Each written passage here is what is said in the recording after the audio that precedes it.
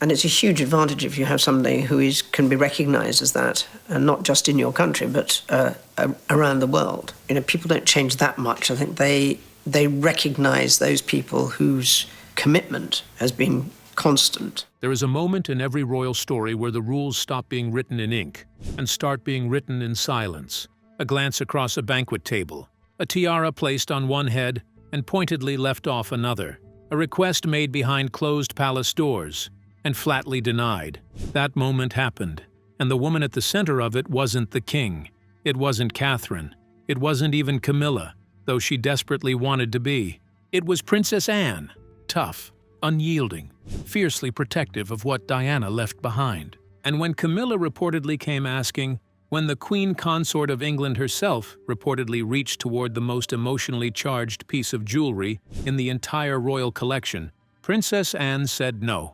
Not with a memo, not with a formal decree, with something far more powerful, the kind of refusal that needs no explanation, because everyone in that palace already knows exactly why. By the end of this video, you will understand the full story behind that tiara, where it came from, who wore it, who was denied it, and what it reveals about the invisible architecture of power inside the British royal family right now. Stay with me, because this goes much deeper than jewelry. The tiara that carries a ghost. To understand why this moment matters so much, you first have to understand what the Cambridge Lovers' Knot tiara actually is, and why it is unlike any other piece in the entire royal collection. This is not simply a beautiful tiara, it is a time machine. Every time it is lifted from its velvet case, it carries with it over a century of history, grief, love, and royal expectation. Queen Mary commissioned it in 1913 from the legendary jewelers Gerard. 19 teardrops of lustrous pearl hang suspended from diamond-encrusted arches, each knot glittering in silver and gold. Queen Mary designed it as a tribute to her grandmother, Princess Augusta, Duchess of Cambridge, a woman she deeply admired. The original design was already over 200 years old when Queen Mary had it recreated. She wanted something that breathed history while looking magnificent on a living woman. For decades, the tiara moved quietly through royal life. Queen Elizabeth II inherited it from her grandmother and wore it with cool, elegant authority throughout the 1950s. Then it faded, tucked away, reserved. And then came 1981. Lady Diana Spencer, young, nervous, radiant, married Prince Charles in what the world called the wedding of the century. The Queen gave her this tiara as a wedding gift, and something extraordinary happened. Diana transformed it. She wore the Lover's Knot tiara to state banquets where she outshone every other person in the room. She wore it on royal tours to Hong Kong and Saudi Arabia, to diplomatic receptions and parliamentary openings. She wore it with such grace and such unmistakable charisma that the tiara stopped being a royal artifact and became something else entirely. It became Diana. She once laughed that it gave her headaches. It is remarkably heavy, but she kept wearing it anyway, because she understood instinctively what the tiara said about her, that she was regal, that she was worthy, that she belonged.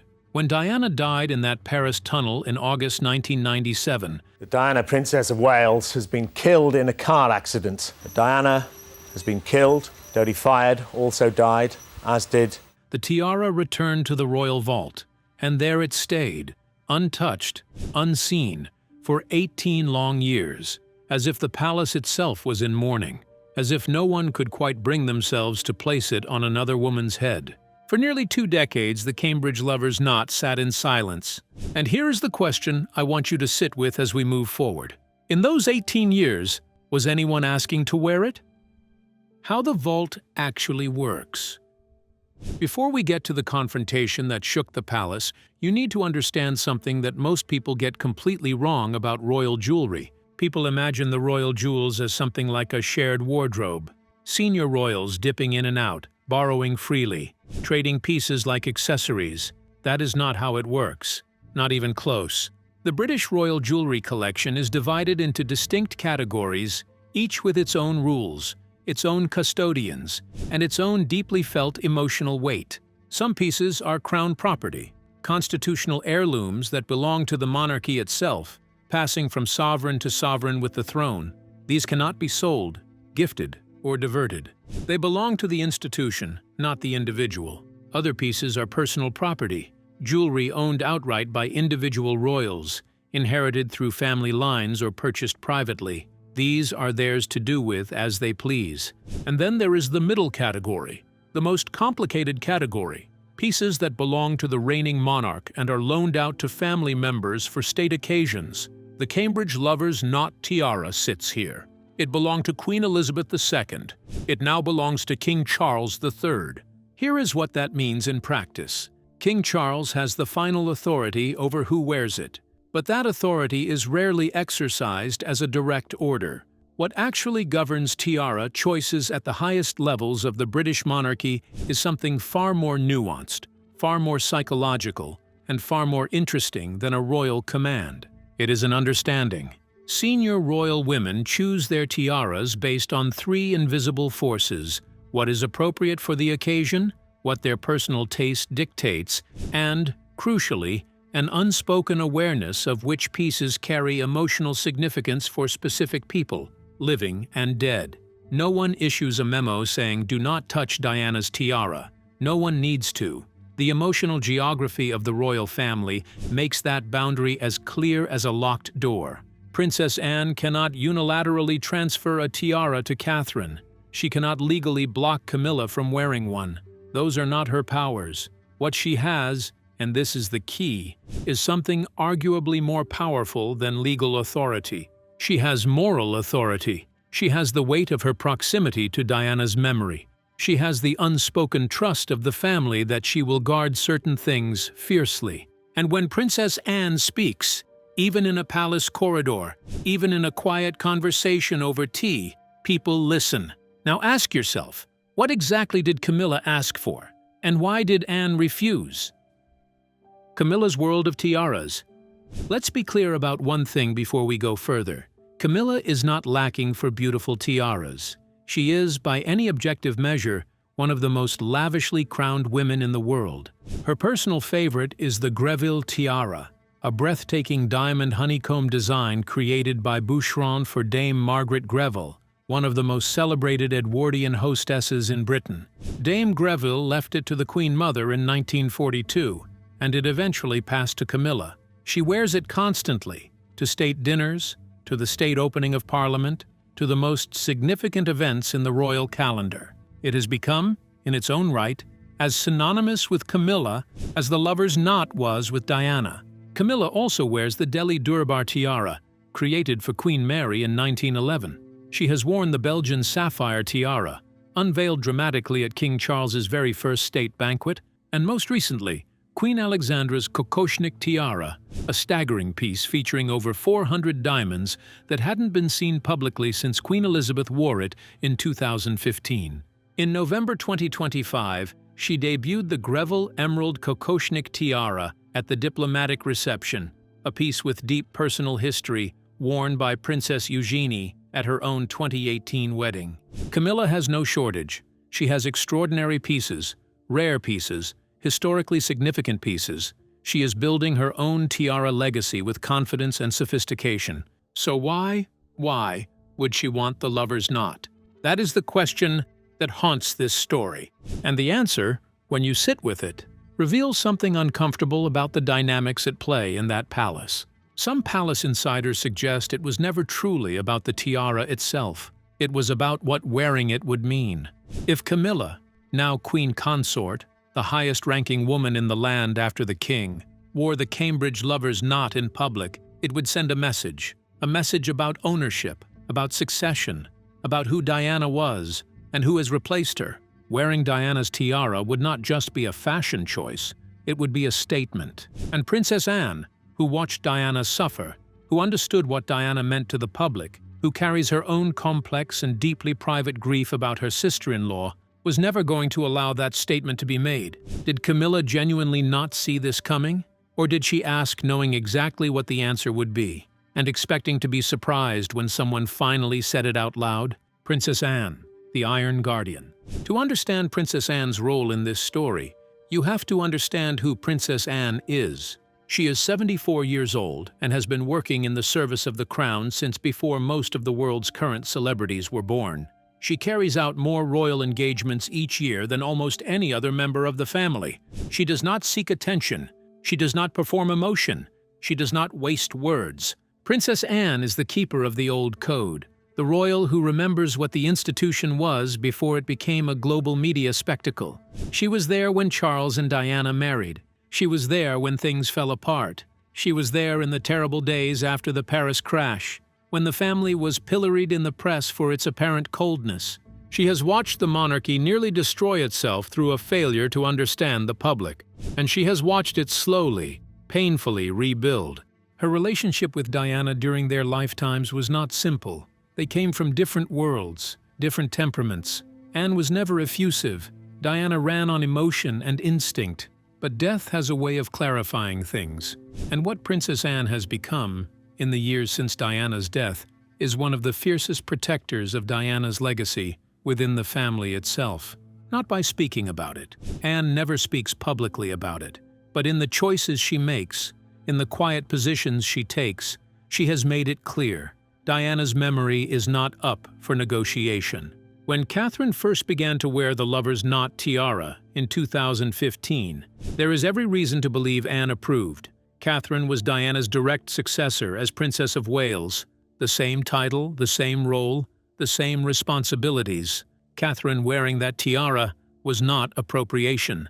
It was continuity. It was right. But Camilla is different. Camilla is the woman who was present during the unraveling of Charles and Diana's marriage. Whatever the legal and ceremonial reality of her position today, the emotional reality for millions of people and within certain quarters of the palace has never fully shifted. When Camilla reportedly made her move toward the lover's knot, Princess Anne's answer was the kind of quiet, devastating refusal that only carries weight because of who is delivering it. And Camilla, by all accounts, was furious. Have you ever witnessed someone refuse to back down from a powerful person simply because they knew they were right? Drop it in the comments, because that is exactly what happened here. Catherine's return, and what it meant. While the palace drama was playing out behind closed doors, Catherine was fighting her own battle. In early 2024, the Princess of Wales announced publicly that she had been diagnosed with cancer. The news devastated her supporters and silenced even her critics. For months, she disappeared from public life. No appearances, no photographs, no official engagements. The lover's knot sat in its vault. The world waited. Then came July 2025.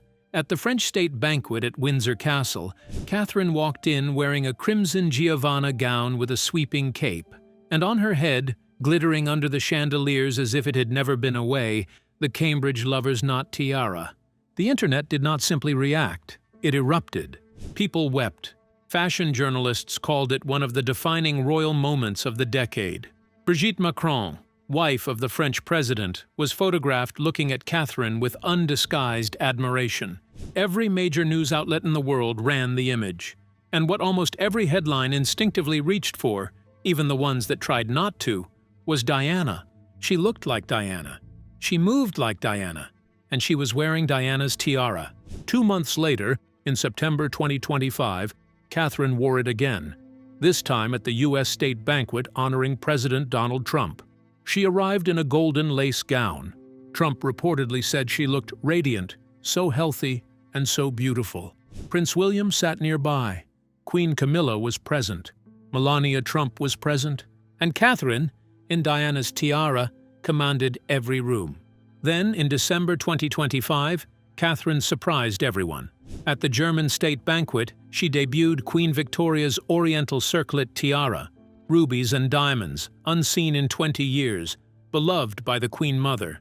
It was a statement of range, of confidence, of historical awareness. She was not simply channeling Diana. She was building her own royal identity, reaching back through centuries of royal women and claiming her place among them. This is the Catherine who stood between Camilla's ambitions and Diana's tiara, not because she asked to, but because she earned it. Looking at Catherine's comeback in 2025, do you think she has now surpassed Diana's cultural influence? Or will Diana always hold that throne? Tell me in the comments.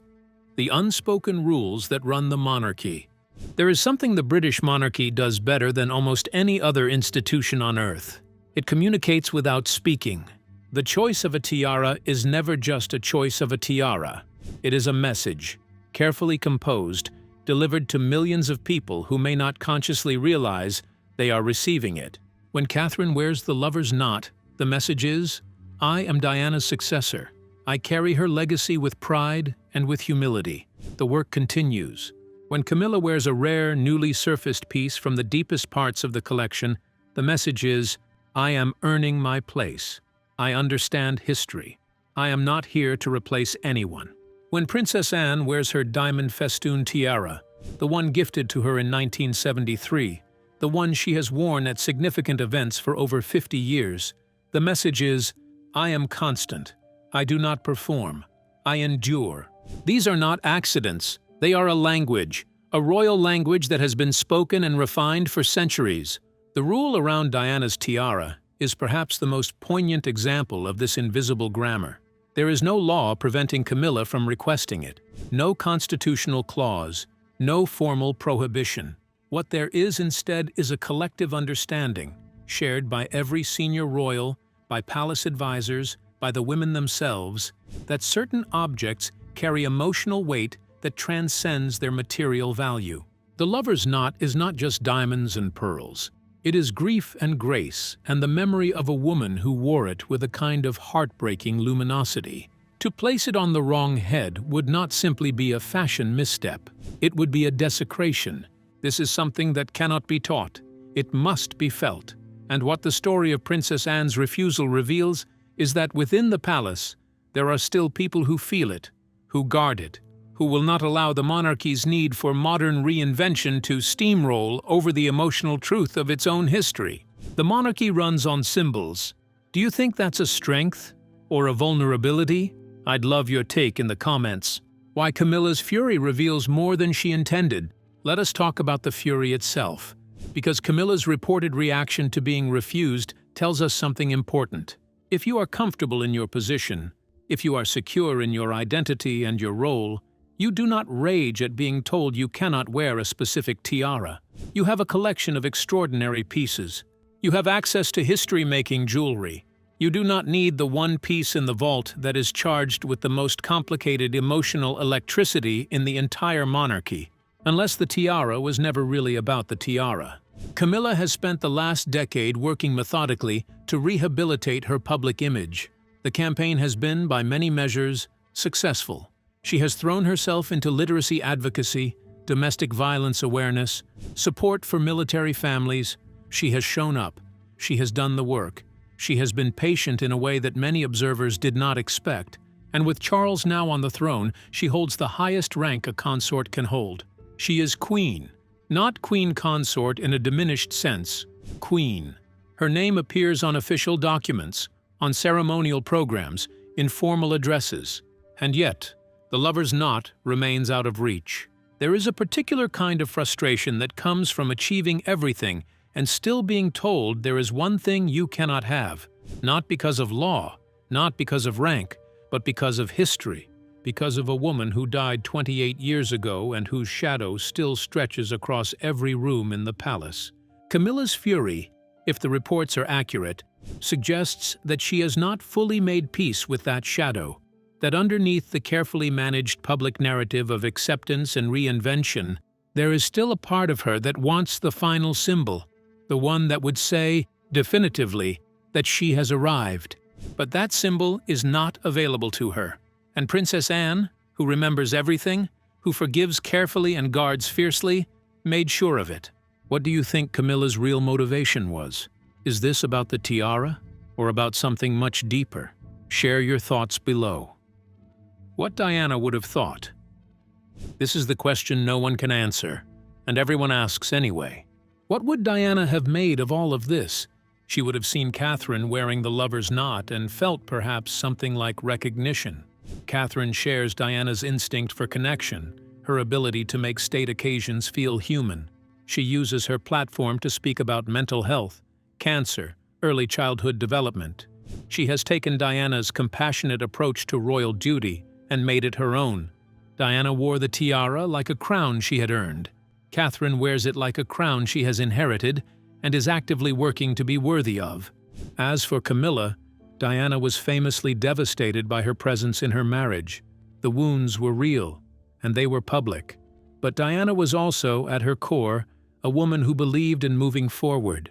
She said she wanted to be a Queen of Hearts, not a Queen of England. She wanted to change things. She wanted the monarchy to feel the feelings it had so long suppressed. The fact that the lover's knot remained symbolically off-limits to Camilla, not by royal decree, but by collective emotional understanding, is perhaps the most Diana thing that could have happened. It is the palace, for once, honoring feeling over protocol, acknowledging that some things cannot be rewritten simply because circumstances have changed. Diana's tiara is still, in the deepest sense, Diana's, and the people who loved her, who still love her, are making sure that everyone knows it. The future of the lover's knot. Catherine is 43. She is healthy. She is, by all visible evidence, entering the most confident and commanding phase of her public life. She has many years ahead of her as Princess of Wales, and eventually as Queen Consort. The lover's knot will be worn at state banquets, at diplomatic receptions, at the most significant evenings on the royal calendar. Each appearance will generate headlines. Each appearance will invoke Diana. And each appearance will also, increasingly, add Catherine's own chapters to the tiara's story. This is how royal heirlooms work at their most powerful. They are not static. They are not museum pieces.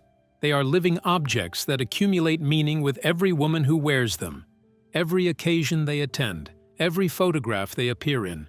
When Catherine eventually becomes Queen Consort, when Prince William ascends to the throne, the question of the lover's knot's future will arise again. Who will become the next Princess of Wales? If Prince George marries, his wife will inherit the title.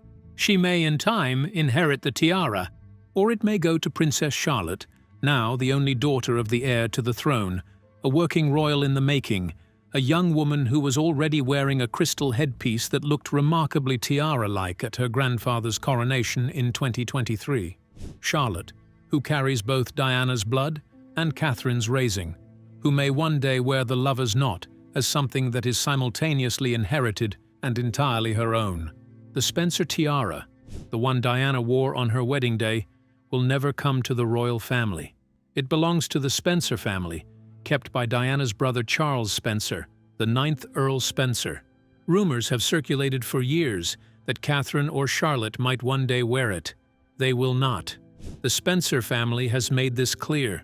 That tiara will be worn by future Spencer brides, keeping Diana's pre-royal identity intact, honoring the woman she was before the palace changed her forever. But the lover's knot? That belongs to the monarchy. That belongs to the women who hold the title Diana held. That continues. Who do you think should wear the lover's knot after Catherine? Princess Charlotte? Prince George's future wife? Someone we haven't even thought of yet? Comment below. I read every single one. What this moment means for the monarchy today. Step back from the tiaras for a moment and look at the larger picture. The story of the Cambridge lover's knot, who wears it, who was refused it, who guards it, is a microcosm of everything the British monarchy is navigating right now. It is an institution caught between its past and its future, between the weight of Diana's legacy and the necessity of moving forward, between the formal hierarchy of rank and the informal hierarchy of public affection, between what the law says and what the people feel. In 1997, when Diana died and the royal family appeared unmoved at Balmoral while the nation wept outside Buckingham Palace, the monarchy nearly lost the public entirely. The damage was severe and real. What the royal family learned from that crisis, slowly, painfully, imperfectly, was that symbols matter. That public feeling cannot be overridden by protocol. That the people's relationship with the crown is emotional, not merely constitutional. The choices being made about the lover's knot tiara today show that this lesson has been internalized. Camilla is not wearing it, not because she was formally forbidden, but because she understands that wearing it would undo years of carefully earned goodwill in a single news cycle. Catherine is wearing it, Because she is Diana's rightful successor, because the public has accepted her in that role, because she wore it first in 2015 after 18 years of silence and the world responded with tears. Princess Anne's refusal, quiet, firm, unambiguous, was the palace reminding itself of who it is, what it owes to the past, what it must protect in order to survive. That is not stubbornness, that is wisdom. And in a world where every royal gesture is photographed, analyzed, dissected, and debated across every social media platform within seconds of occurring, the ability to say no, not that, not now, not her, and to make that refusal stick through moral authority alone, is one of the most remarkable displays of institutional power you will witness. The Cambridge Lovers' Knot Tiara is worth approximately $2.7 million in material terms. Its real value is incalculable. It carries Queen Mary's vision of her grandmother. It carries Queen Elizabeth II's quiet dignity in the 1950s. It carries Diana Spencer's radiance, her laughter about the headaches it gave her, her grace under the most public pressure any woman in the world was enduring, her determination to wear it anyway. It now carries Catherine's comeback, her crimson gown at Windsor Castle in July 2025, her golden lace at the Trump banquet in September, her announcement, through the simple act of placing it on her head after her cancer battle, that she is still here, still fighting, still carrying the torch. And it carries, in its absence from one particular head, the story of what Princess Anne refused to allow, the story of a family that, for all its dysfunction and drama, still has people within it who will stand quietly in a corridor and say, "Not that one. Never that one." The British royal family is many things, imperfect, contradictory, ancient and modern at once. But in the story of this one tiara, in the 19 pearl drops and the diamond arches and the lover's knots that give it its name, you see something that transcends all of it. You see the enduring power of a woman who wore it like she was born for it, a woman the world loved so fiercely that nearly 3 decades after her death, her tiara still carries her name. Diana, always Diana. If this video moved you, if it made you think differently about the monarchy, about symbols, about the invisible rules that govern the most powerful families on earth, please like this video and subscribe to the channel. Share it with someone who loves royal history. And tell me in the comments, do you think the monarchy will ever fully step out of Diana's shadow? Or is her shadow ultimately what keeps the whole thing standing? See you in the next one.